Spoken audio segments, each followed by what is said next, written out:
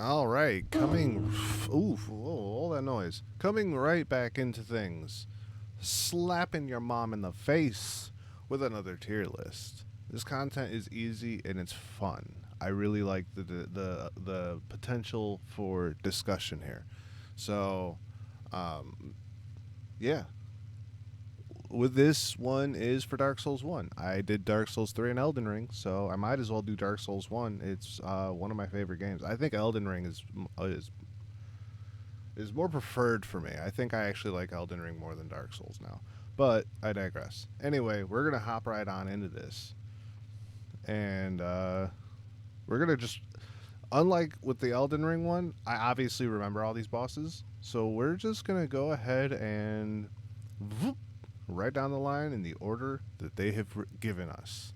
So, first up, we have the Four Kings. I'm going to throw them at A. The Four Kings is a fight that I really enjoy. It's fairly simple. It's easy to do it early on, especially if you level up your Pyromancy Flame a lot. It's easy to do it at Soul Level 1, especially if you level up your Pyromancy Flame a lot. So there's lots of potential for doing things in interesting ways there. It's a very overall very cool and enjoyable fight. Gaping Dragon. We're gonna put him at B.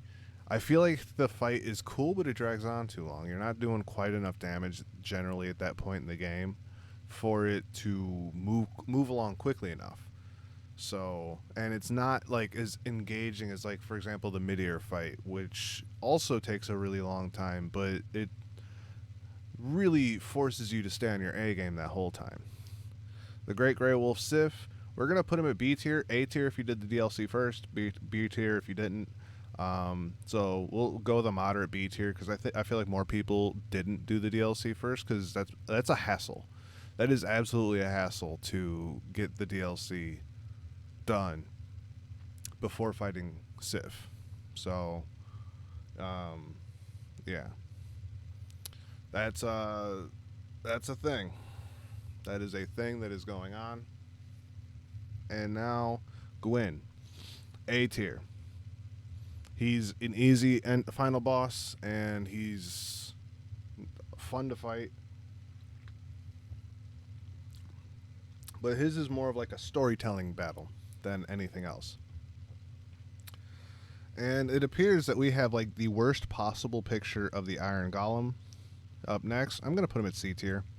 The only reason he's not D tier is because he's just as likely to throw you off the edge, but it's also funny when he falls off the edge. So both of those things save him from the revered D rank.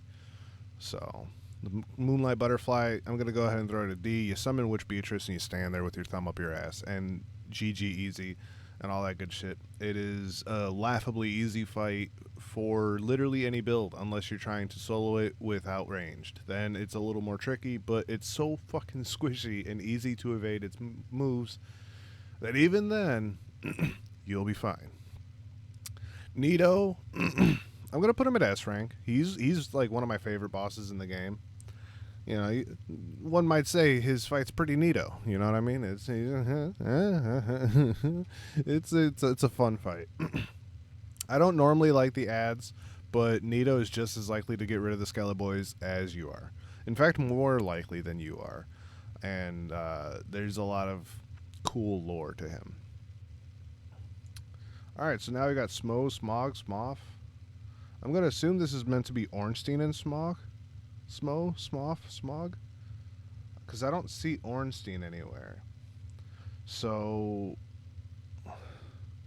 unless this is Ornstein? Who chooses the fucking pictures for these tier lists? Good lord.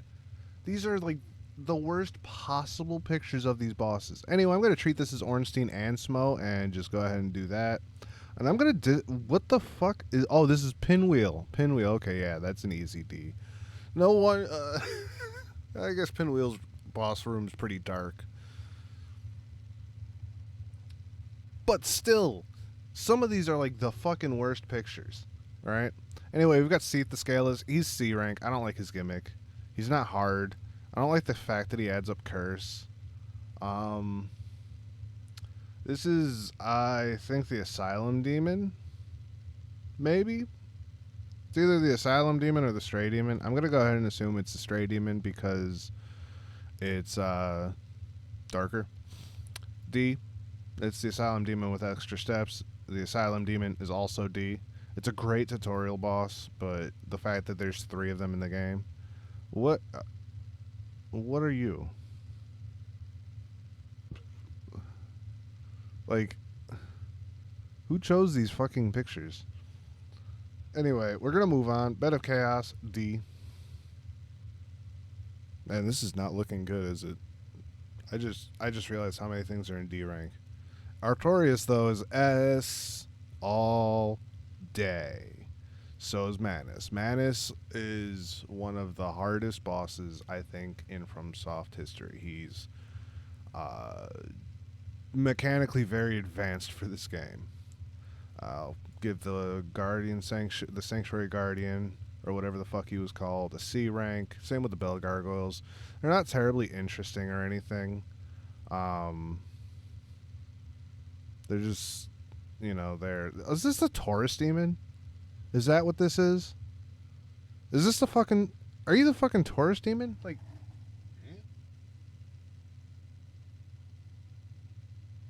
I can't tell. What are you? What the fuck? What are these things? Okay, this is the Capra Demon. I'm gonna give him a C rank. He would be a D rank except for the fact that well, technically he's optional, and also technically you can kill him without ever fighting him. So yeah, I'm gonna go ahead and put Priscilla up in S tier, and I'm not gonna elaborate any further on that one. Gwendolyn, we'll put him in A tier. No, we'll put him in B tier. He's fun and he's like a neat little fight, but he's not anything too incredible. Is this the Demon Fire Sage or the Centipede Demon? I think it's the Centipede Demon. Centipede Demon C. Yeah, because this looks like Quelaag, who is an S rank for reasons I won't deliberate. This is Ceaseless Discharge. If I was ranking him based simply on his name and the cheese, he would be a D rank because he's extremely easy to cheese and instant kill basically, and he has the most unfortunate name I've ever seen on a boss in any game ever. But if you fight him straight up, he's still not great, but he's pretty solid. I think this is the Demon Fire Sage. Right? Because, yeah, we already did the Centipede Demon. So Demon Fire Sage, we'll put him there. We'll assume this is Taurus Demon, I guess. Put him there. Alright, so who am I missing? Who am I forgetting about? Who am I forgetting about? Because we got the 3 DLC bosses, Manus, Artorias, and the goofy thing. And then there's the Taurus Demon, and Capra Demon, the Asylum Demon and Stray Demon, Fire Sage, Gargoyles. Then you got fucking Quelaag. We got her. Then we got Sif. We have the 4 Kings. We have Nito. We have Seath. We have Pinwheel. The Butterfly. Who am I forgetting about? Which Lord Soul am I forgetting about? I got the 4 Kings, Nito, Seath. Oh, the Bed of Chaos. We got that. There's the Centipede down there and the Fire Sage down there. There's like a lot of bosses in a small spot down there. Really. Really and truly. There was. Oh. We got the Gaping Dragon and Gwendolyn. Who the fuck am I forgetting? Well, whoever they are, they must obviously be D rank because I forgot. That's that. That's gonna be the episode. That's gonna be the tier list. I hope that sounds not nearly as bad as it probably does when I slap my desk like that because this mic stand is hooked up to it. But ooh.